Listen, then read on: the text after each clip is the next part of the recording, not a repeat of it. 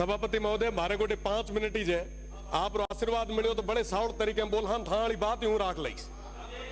धन्यवाद सभापति महोदय, आपने मुझे बोलने का मौका दिया।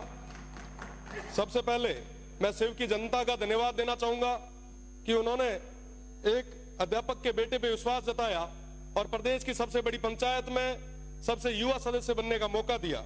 शिव की देवतुल्य जनता का मैं धन्यवाद देता हूं। साथ ही साथ मैं वर्तमान सरकार को बहुत बहुत धन्यवाद देता हूं कि वो यूथ पॉलिसी ले आए। घुमंतुओं और अर्ध घुमंतुओं के लिए पट्टे की व्यवस्था आपने की, जैसा कि पहले मैंने निवेदन किया था, इस सदन में मांग उठाई थी, उस पर काम हुआ, मैं उसकी बधाई देता हूं। साथ ही साथ राइजिंग राजस्थान एक सफल आपका आयोजन रहा, मैं उसकी भी आपको खूब खूब बधाई देता हूं। साथ ही साथ राइजिंग राजस्थान में हम सभी को जाने का मौका मिला, उसके एमओयू के बारे में पढ़ने का मौका मिला। रोज अखबारों में बहुत बड़ी बड़ी बातें उसको लेके लिखी जाती थी। 35 लाख करोड़ के एमओयू हुए, बहुत बढ़िया है, होना चाहिए, स्टेट आगे बढ़ना चाहिए, विकास होना चाहिए, बहुत ज्यादा जरूरी। और जब उसके अंदर देखा कि 35 लाख करोड़ के एमओयूज में और क्या क्या है, तब पता चला कि साहब 28 लाख करोड़ तो हमारे अक्षय ऊर्जा के हैं। बहुत अच्छी चीज है, सब स्टेट में ऊर्जा तो होनी चाहिए। अगर आप वेस्टर्न राजस्थान से ऊर्जा उत्पादित कर रहे हो, ये तो वाकई बहुत बड़ी चीज है, मैं इसके लिए धन्यवाद देता हूं। पर साहब इसकी कीमत कौन चुका रहा है? इसकी कीमत आज के समय में वो सीमांत के लोग चुका रहे हैं। उस अक्षय ऊर्जा के नाम पे आप जितनी भी बिजली जनरेट कर रहे हो, आप बताएं कि इस स्टेट को क्या मिल रहा है उसके बदले।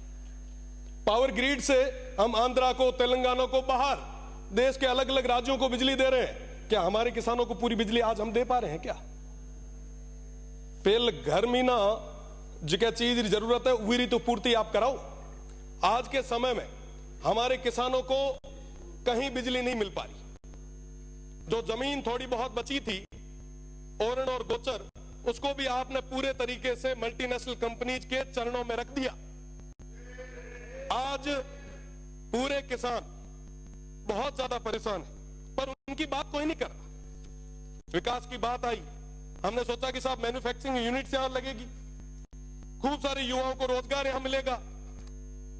कई सारे लोगों ने तो कहा कि साहब विकास तो आपके वेस्टर्न राजस्थान में बरस जाएगा, आप देखो क्या होता है। वही सपने हमें दिखाए गए जो रिफाइनरी आई उस समय हमें दिखाए थे। हमें कहा गया साहब ये आने वाले समय में दुबई बनेगा, जैसे शेखों के पास में रॉयल्स रॉयस की गाड़ी है वैसी आपके पास भी होगी। यहां पे अपार संभावना है। बदले में क्या हुआ? आज भी वो पश्चिमी राजस्थान, वो सीमांत के लोग वहीं खड़े।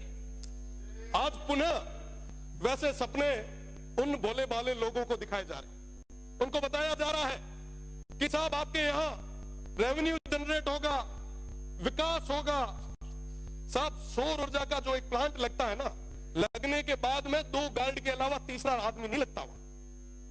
और रही बात दूसरी, पहले वो प्लेट साफ करने के लिए एक आधा कोई आदमी लगाया करते थे, आजकल तो उसका भी रोबोट आ गया। और वहां पे पूरे तरीके से वन्य संपदा थी, उसको पूरे तरीके से खत्म कर दिया गया। अभी महाराज जी कह रहे थे लंपी की बात, पिछले लंपी के दौर में हमने भी खूब सारा प्रयास किया। गाय हम सभी के लिए पवित्र है, भगवान रूपी है। पर साहब आप बताएं कि जब ये ओरण और गोचर खत्म हो जाएगा तो वो गौ माता कहां जाएगी? आज उसकी बात कौन कर रहा है? पिछले दिनों भैया गांव में ओरण पे अनैतिक तरीके से, अवैध तरीके से वो अलॉटमेंट हो रहे थे। हमने मांग उठाई, वो लड़ाई लड़ी, बदले में क्या? मुकदमे। क्या मुकदमों से डरा दोगे? क्या मुकदमों से दबा दोगे?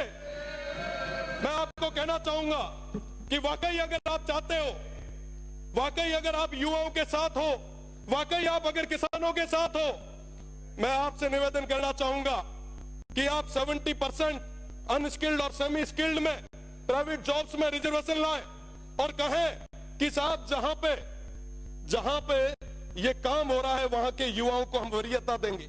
आप लाए? आप नहीं ला पाएंगे। मैं चैलेंज करता हूं, अगर आप ले आ पाए तो आप कहोगे वहां खड़े रहने के लिए हम लोग तैयार हैं। साहब आज इस तरीके से आप ये जो काम कर रहे हैं वाकई बहुत दुखद है।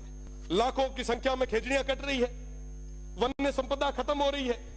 आप याद करो तेजाजी महाराज को, बाबू जी को, हडबू जी को, अमृता देवी जी को, जम्बेश्वर भगवान को, सब पर्यावरण के लिए उन्होंने क्या क्या नहीं किया। पर आज बदले में क्या हो रहा है? हम एक तरफ एक पेड़ मां के नाम लगा रहे हैं और दूसरे तरफ 100 पेड़ किसके नाम पे काट रहे हैं। जवाब मांगती है ये जनता, स्टेट देख रहा है। और मैं तो पश्चिमी राजस्थान के उन तमाम हमारे 47 माननीय सदस्यों से मैं कहना चाहूंगा, अगर समय रहते आपने उस क्षेत्र की आवाज को नहीं रखा तो वो जनता तैयार बैठी है। ये 1 साल निकल गया, 4 साल निकल जाएंगे, पता नहीं चलेगा। साहब उन लोगों के लिए, उन सीमांत के लोगों के लिए अगर कुछ भला कर सको तो कर लो, इससे बड़ा कोई मौका नहीं आना है। आप जिस सौर ऊर्जा की बात कर रहे हो, आप जिस विंड की बात कर रहे हो, मैं बताना चाहूंगा वो विंड जहां लगता है आसपास के 500 मीटर उस परिधि में कोई भी इंसान और आने वाली पीढ़ी वो सुन नहीं पाएगी। ये स्थितियां उस क्षेत्र में पैदा होने वाली है। साथ बात करनी होगी। मैं तो निवेदन करूंगा सभापति जी से कि आप नहीं होगा। माननीय सभापति महोदय,